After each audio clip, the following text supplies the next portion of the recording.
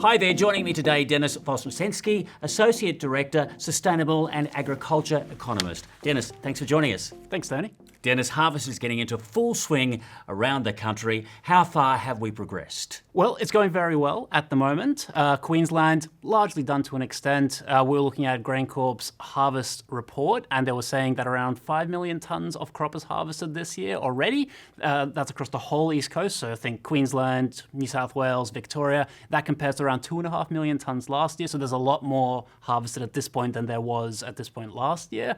Queensland's almost finished. New South Wales, Northern New South Wales is going full swing. They'll get into southern Queensland soon.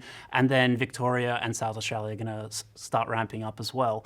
Now, what we have to remember is that there's been a clear split in the production prospects this year. We've had New South Wales, or north of Orange, looking really good. Queensland looking really good. South of Orange starts to get drier as you get to the Victorian border. Victoria, they've had dry conditions. They've had frost. They've had hail, you name it. And South Australia started dry during the growing season. And when I traveled through the York, Eyre and Southeast, it was just progressively getting worse from August onwards. And when I was leaving in August, the farmers said, Dennis, if it doesn't rain in 3 weeks, yields are going to go down significantly. The soil moisture just isn't there to sustain the crops.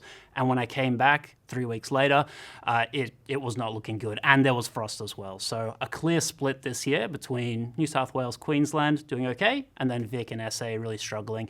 WA did better than last year. Dennis, canola prices rising substantially. How much have they actually risen?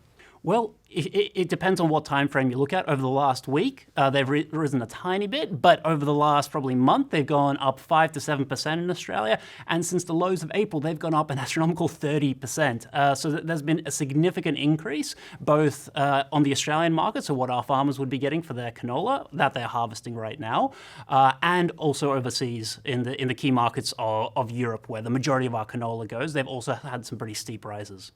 And in your mind, what are the factors driving markets so much higher?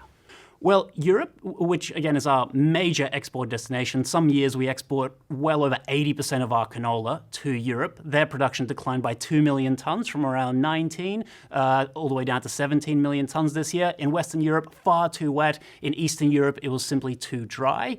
In Ukraine, they've exported a significant amount of the crop that they harvested only a couple of months ago. So they harvested 3.6 million tonnes and they only have 1 million tonnes left. A lot of it is going into Europe to fill the gap that their production downgrades left over. And in Europe, they're phasing out palm oil in biofuel use. Now, biofuels are just a crop-based fuel. They're phasing out palm oil due to sustainability reasons. And instead, they're using the likes of canola. So strong demand in Europe and not enough supply. So in the world more broadly, there's some challenges right now with getting enough canola. And the big benefit as well that we've seen in Australia is that Canada has had China come in and say, we're putting an anti-dumping investigation into your canola, similar to what we had in our barley a few years ago now. And that's meant that Canadian prices, they've actually remained quite tame. So they haven't actually risen by anywhere near as much as ours, supporting the demand for our canola and our prices. So China's going to have to get their canola somewhere, probably more from us than Canada. Well, Dennis, great to see you again. Thanks for your time. Thank you, Tony.